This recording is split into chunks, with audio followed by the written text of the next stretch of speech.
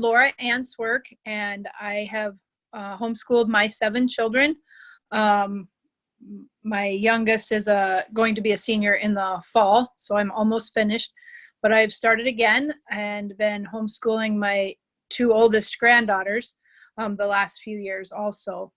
I am the regional rep for Region 4, and I'm also a special needs rep for the state of Iowa. And so I've been homeschooling a long time. I have homeschooled with several different disabilities. I have a couple kids that have ADHD and anxiety. I have a child that has Down syndrome. I have 2 that have dyslexia. One pretty severely, also has dysgraphia and a couple other diagnoses that I can never remember all of them, that made learning challenging for them. My first experience with the special needs homeschooling was with that child, and I remember he was going into about 4th grade, and I finally got up the courage to ask somebody for help. And I said, please, you've got to help me. I need a tutor to tutor him over the summertime because I have so messed something up. I don't know what I've done, but I can't let him get any farther behind, and I can't mess it up anymore. And I need you to help me tutor him so that he'll be able to go to school in the fall and do okay. And she said, well, would you mind if I did some testing on him to see, what's going on for sure? And I said, no, that's fine, and I thought she was going to test him and see where he was at and different things. And when she got done testing him, she came back and she said, you haven't done anything wrong. You've done everything right. You've tried so many things, but he has dyslexia and he's got dysgraphia and some other things. And so we ended up going to the University of Iowa, getting the full list of diagnoses, and we began a new journey at that point of homeschooling with him. And it was really freeing at that point, and to know that what was going on, so we could just address it. And so then after that, I had the 2 kids with ADHD, and then my daughter that has Down syndrome. And, all of those have been an adventure of their own. And every piece of homeschooling has looked different for us because of that. We have used Bob Jones, we've used teaching textbooks, but we've adapted things for the kids, for each one where they're at. My son that has ADHD hated to read. He was a very good reader, but didn't like to read, didn't like reading at all. And so I finally scrapped the reading program. He likes music. So I got some biographies of composers when they were kids, and they are like little chapter books. He loved reading those, and he would read and read and read.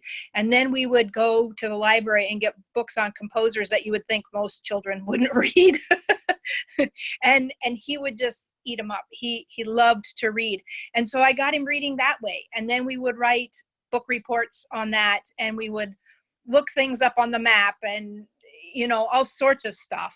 And there were days that we read song lyrics. It was reading. And we would ask comprehension questions. What's this song talking about? And we would use that as our basis for reading. And we did that for a while, and then we were able to go back to the reading curriculum. Got him past that hump a little bit, My daughter with Down syndrome, we used normal curriculum with her for a while, went very, very slowly through it. And we also didn't start it at the appropriate time. So like, she started a phonics program. We had done a sight reading program for a while. She started a kindergarten phonics program when she was like in 6th grade. So we just adapted everything for the kids where they were at. And then, like Kim said, we went to life skills for her, because that was what was going to be most important. She just graduated from high school. She was a senior this year, and she's thrilled because she gets to go help at a daycare one day a week, and she gets to go to a college cafeteria before all this COVID stuff happened, and wipe off tables and help stock things and stuff like that. She loves doing that and loves being with people. So we formed a team like Kim did of how can we make this happen for her? What's going to be best for her? And started working those things into life. We have a couple grandbabies. She loves taking care of babies. So one of them has been living in our house for a while with us, and she gets to help feed his bottle and change the diaper and play with him and things like that. And that's life skills for her. And it makes her, it's teaching her things, and she feels important, and she's helping out, and it helps us out too, to have somebody else hold him for a little bit when he's fussing and things. And so every piece of our journey has looked very different. And I would say that that's probably my biggest tip is be flexible. You have an end goal in mind, but there's a lot of ways to get there. And what works for one person may not work for another one. And what works for one child may not work for another one. And what works this year may not work next year. You got to be able to flex and be just seeking those things out. Have fun with it.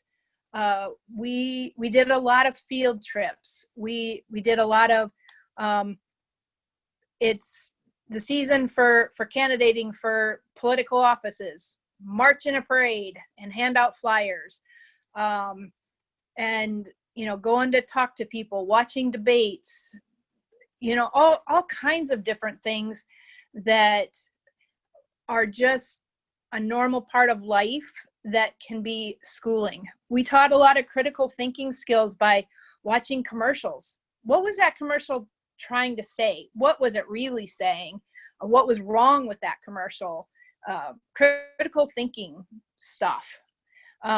So much of, you need the books. You need the books, but so much of what you can do, there's so much you can do with just life and cooking and different things like that can be so helpful. So just have fun with it, enjoy the journey, and be flexible.